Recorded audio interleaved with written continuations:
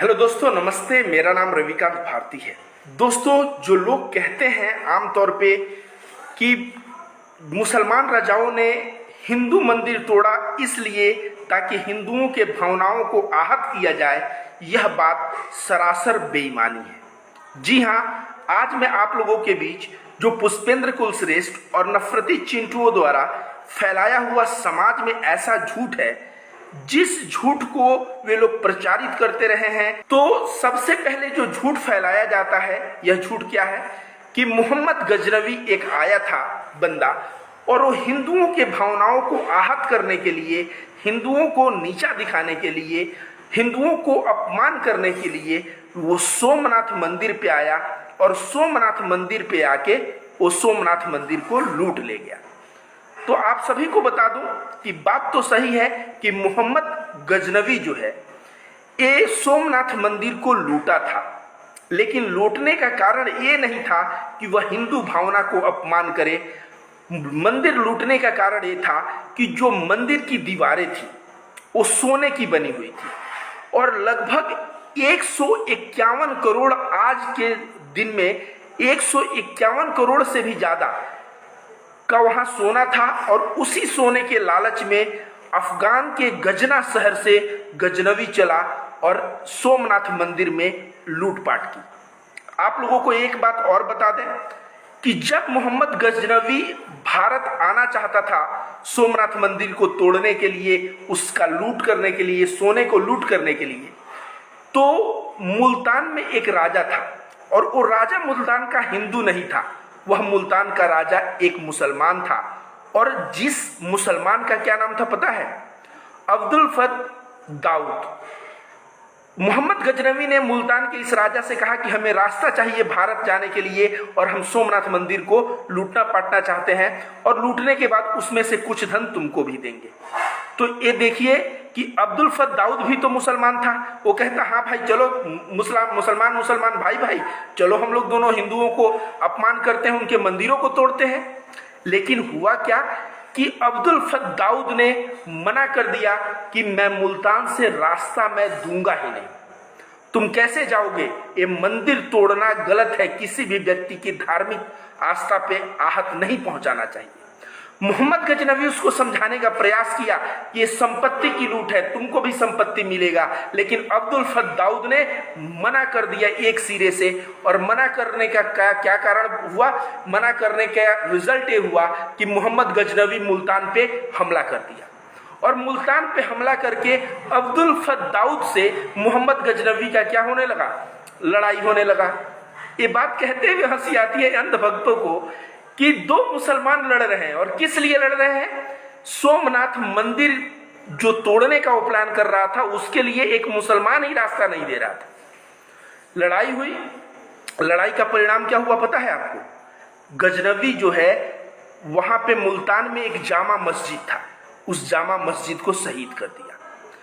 तो जो लोग कहते हैं कि सोमनाथ मंदिर को गजनवी लूटपाट तोड़ने आया था ताकि हिंदुओं का अपमान कर सके, तो जो मुल्तान का अब्दुल फत दाऊद उससे रास्ता नहीं दिया, उससे लड़ाई किया, और उसका परिणाम क्या निकला? मुल्तान का जो जामा मस्जिद था उसको शहीद कर दिया गया। आप बताइए, अब मोहम्मद गजनवी मस्जिद को शहीद किया, एक कोई पुष्पेंद्र कुलश्रेष्ठ, कोई यति नरसिंहानंद, कोई संघी विचारधारा, कोई नफरती चिंटू इस बात को बताएगा ही नहीं कि मोहम्मद गजनवी सोमनाथ मंदिर लूटने के पहले जामा मस्जिद जो है मुल्तान का, उसे तोड़ दिया था, सिर्फ इसलिए कि मुल्तान का राजा सोमनाथ मंदिर तक आने का रास्ता नहीं दे रहा था। उसके बाद वह आया सोमनाथ मंदिर के पास, और सोमनाथ मंदिर में कहा जाता है कि जितने पंडे पुरोहित थे वे सभी अगर हिम्मत किए होते तो मोहम्मद गजनवी की सेना उनके सामने बहुत कम थी, लेकिन पंडे वगैरह जो है वे लोग लड़ाई नहीं किए। और परिणाम क्या निकला? परिणाम ये निकला कि मोहम्मद गजनवी 151 करोड़ से ज्यादा का संपत्ति जो सोना था वो सोमनाथ मंदिर को तोड़ के और लूट के लेके चला गया। दोस्तों, अब जो लोग कहते हैं कि ये हिंदू की भावना आहत और हिंदू का अपमान करने के लिए किया था, तो मैं आप लोगों को बता दूं कि जो मोहम्मद गजनवी था उसके सेने में 12 सेनापति थे। कितने सेनापति थे? 12 सेनापति थे। और 12 सेनापति में 5 सेनापति हिंदू थे, उसका नाम मेरे पास है। मोहम्मद गजनवी का एक सेनापति था तिलक, वो हिंदू था। एक सेनापति था सोधी, वो भी हिंदू था। एक था हरजान, वो भी हिंदू था। एक था राय, वो भी हिंदू था। और एक था सिंध। ये 5 सेनापति, 12 सेनापति जो मोहम्मद गजनवी के थे, उसमें से ये 5 सेनापति हिंदू थे।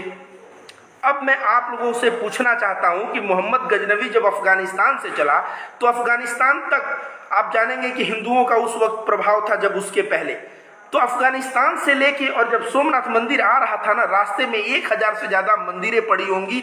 अगर वो भावना को आहत करने के लिए आता, वो सारे मंदिरों को तोड़ते हुए आता, लेकिन किसी भी मंदिर को हाथ नहीं लगाया।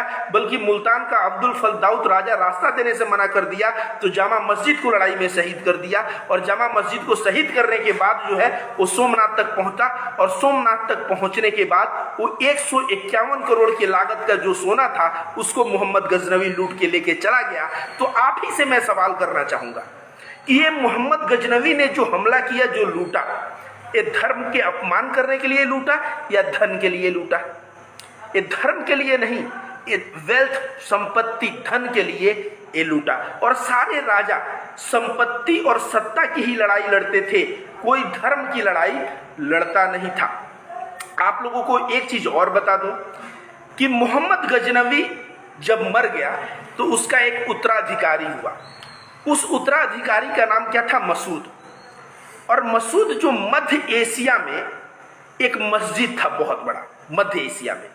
और मसूद जो है, मोहम्मद गजनवी का जो उत्तराधिकारी, वो उस मध्य एशिया के मस्जिद पे हमला करने का प्लान बनाया।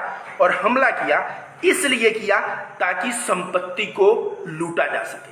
तो जब धन के लिए होगा, धर्म के लिए नहीं, जब धन के लिए होगा तो उस व्यक्ति को आंखों में जो है ना मंदिर और मस्जिद नहीं दिखेगा।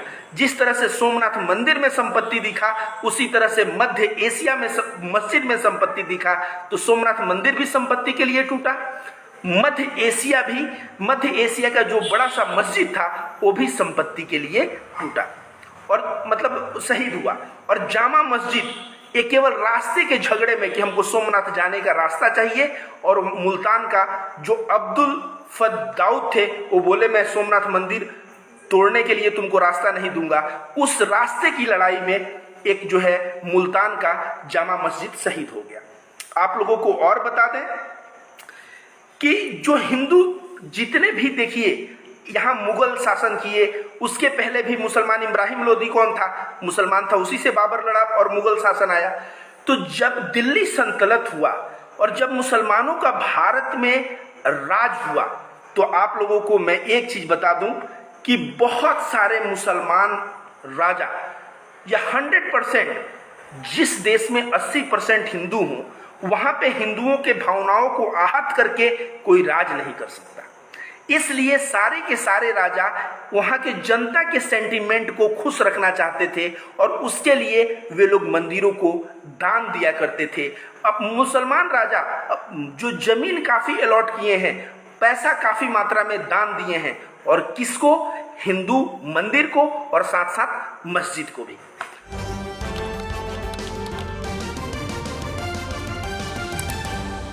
आपकी आवाज